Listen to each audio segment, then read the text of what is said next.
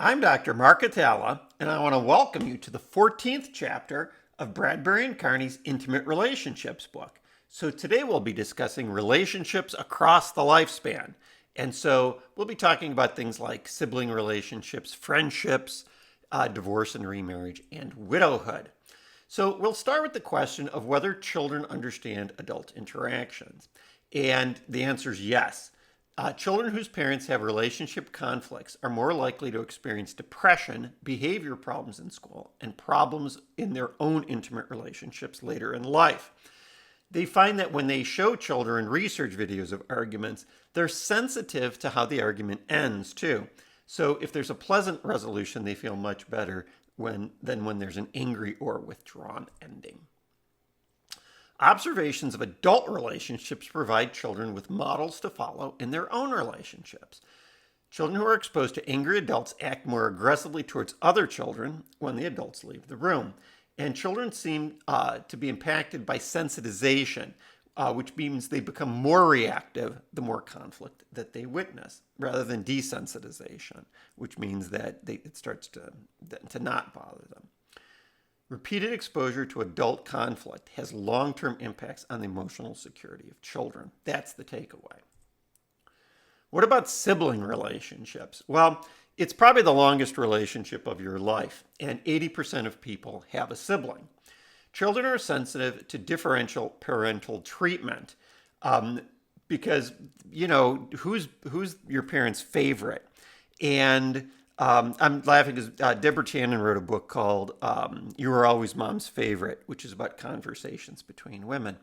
I can tell you as a parent, so I didn't used to be my parents' favorite, but I ended up being their favorite. And I can tell you as a parent, I have three boys. They're men now. It's whoever causes the least problems they become the favorite. So no matter who's the favorite as an infant, it's who's respectful, who doesn't cause problems, they become the favorite. So the research shows that infants get upset when their mother pays attention to adults. Quit paying attention to that doll. Pay attention to me. The more mothers favor one sibling, the more competitive and controlling the children become in their interactions. But different ages and different genders make different treatment understandable for kids. So they're like, well, I understand why the rules are different for them because they're younger or they're older or whatever. Children develop a theory of mind, and this is a recognition that other people have different beliefs, knowledge, and desires. So there's something called the false belief test, where a person hides a marble and then it's moved. Children under 3 think that everyone has the same knowledge as they do. And this is evidence also of what Piaget calls the idea of egocentrism, that children are unable to take someone else's perspective. Now, having a sibling or multiple siblings improves your false belief performance. So you're more likely to realize that people have other knowledge. Siblings help us with social competence also. And couples are 3% less likely to divorce with each sibling that they have. What about friendships? Because unlike family relationships, friendship is voluntary. Friendships are the family that you choose. A defining feature of friendships is reciprocity. People have to choose to be friends. You can't just say, I'm your friend, and the other person's like, I don't think so. Another feature is equal status, that children form friendships usually with age peers, and they interact as equals. So interacting with friends helps children develop a capacity for empathy and shared imaginative play, which is what's happening there. Those little children are dressed like pirates. It invites people into the same mental world. And it's also been found that friendships, there's less conflict with friends than there is with siblings. The number of friends a child has predicts the quality of their later relationships. And so having a large friendship group leads to more popularity in high school, which means that people also start dating sooner. Peers are a source of information on norms about intimate behavior. So having sexually active friends is a strong predictor of whether you'll be sexually active.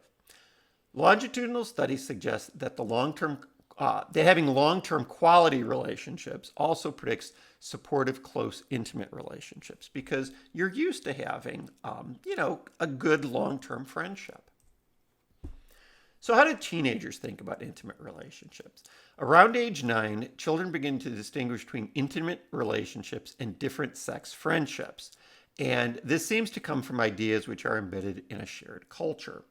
By 8th grade, kids emphasize the superficial aspects of romantic relationships, like holding hands and, the hugging that's happening in the picture to the right. And puberty plays an important role in this. By college, people are starting to think about a shared future while acknowledging issues about jealousy and infidelity. Well, let's talk about the first time. Let me tell you about the first time that I had sex. Not going to happen.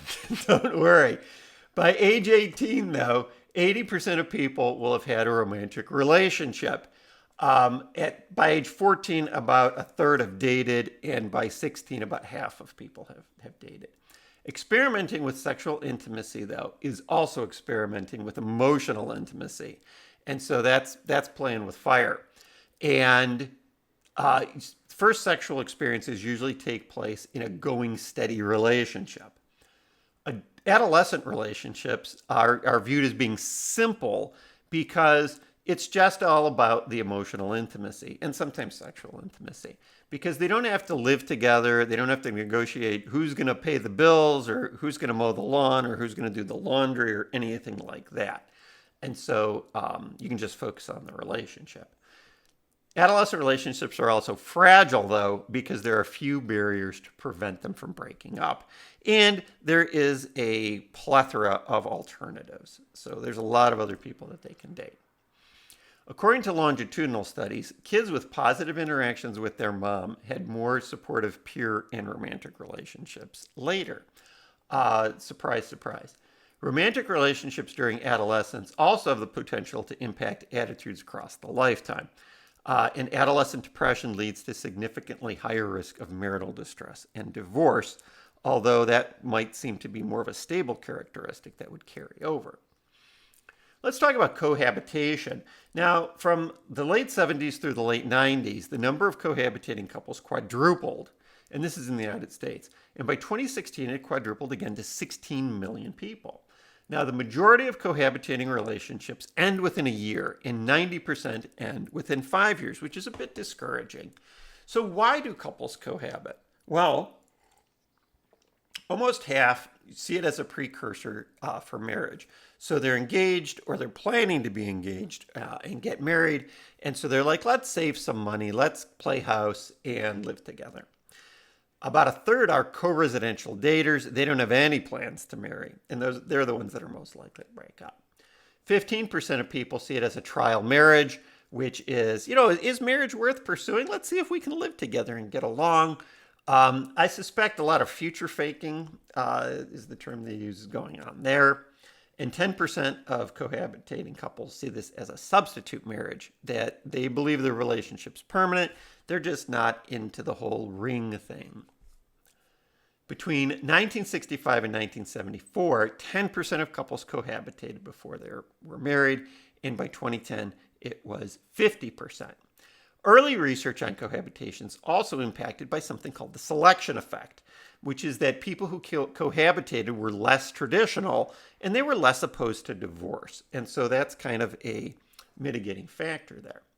Couples who live together only after the marriage, so they get married and then live together, they remain the most happy, possibly due to being a select group of highly committed people. Cohabitating couples with no intention to marry are the least happy. Let's switch to marriage and parenthood. 90% of young people plan to eventually get married and do. The happiest couples tend to have their children earliest because they're like, we're having so much joy in this life. It's sad that the children aren't a part of it. And then they go into steeper declines in satisfaction because children are all joy and no fun. And children are wonderful. I'm very happy I had children, but all the research shows that childless couples tend to be happier. It's especially a steep decline in satisfaction for couples who haven't been trying to have kids. So when the child is a surprise, that causes problems. What about when kids leave? Well, the empty nest tends to be a happy place because couples tend to rediscover what they liked about each other initially. But when the last child leaves home, divorce rates also increase slightly. What about divorce and remarriage? Well, while couples are most likely to divorce early in their relationship, about half of them divorce within the first 20 years of the relationship. But 70% of women and 80% of men remarry after their divorce. And so, as Churchill called that, the victory of hope over experience. Why? Well, because most people don't see themselves as responsible for the divorce. So they rush back into a marriage. They're like, it was that other person. I'm a good person, and I don't bring any problems to the marriage. Remarriages are much more likely to end in divorce due to considering divorce an option in the first place, issues from the first marriage that weren't resolved, like thinking that it's the other person that was the problem, and especially stepchildren.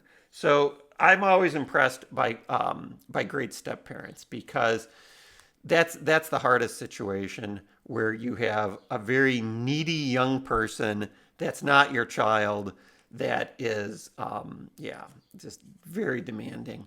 But I would also say that, and I have said this, that evil step-parents aren't just in fairy tales. So that's a very difficult job. What about older adults? How is their intimacy different? Well, 53% of older Americans are married and 9% are just divorced and staying that way. They're more likely to be widowed too because they're old and to live alone, also because they've been widowed or widowers. Men over 65 are twice as likely as women of the same age to be married. And part of this is because more men die at every age than women do. And by the time you're in your 80s, your book doesn't talk about this, but by the time you reach the 80s, there's about 3 women for every man in the United States. And if you look at how many of those men are single, there's just very few single men for the number of single women. Relationship disruptions are tough on wealth, especially for women. 14% of older adults are actively dating, and they often forego marriage to keep different houses and finances for their children to inherit because it's just easier. What about the quality of intimacy in later life? Well, older couples have fewer disagreements, but also less love and passion as well. Cartensen proposed a socio-emotional selectivity theory that says that older adults become increasingly aware of their mortality and seek situations that promote positive emotions. So they begin getting rid of relationships that do not spark joy and instead focus on ones that they're most happy with. And so they tend to turn to family more and more. Older people describe themselves as happy with their relationships, and research shows that they argue better, that they tend to show more affection and less hostility. Of older people who remain sexually active, there's little drop-off in the frequency of sex. But, if you're alone, then, of course, there's going to be a drop-off. And, Let's finish up by talking about widowhood. Older adults who've lost the spouse report significant declines in life satisfaction and a higher risk of depression. Surprise, surprise. Men who lose a spouse are at risk of loneliness, or are at greater risk, and women have a greater risk to experience a drop in income. People who report more positive feelings towards their spouse react better to their loss, too. 21% of men and 17% of women die within 6 months of their spouse passing away. But after 6 months, they go looking for someone else. And 28% form new relationships. So I guess that's a happy ending there. There's an older movie. It's called Truly, Madly, Deeply, because that's what the couple used to say, how they loved each other. And the man passes away, but he becomes a ghost, and he watches his wife, and he sees her mourning for him, and that makes him a little bit happy. And then he becomes less happy after she falls in love with someone else. And I think that is a way to see life. But other research shows that older couples they want their partner to be happy and to be happy with someone else after they pass away, because the dead pass on and life is truly for the living. So we want people to be, if you love somebody, you want them to be happy, whether you're there or not. That's chapter 14, and thanks for listening.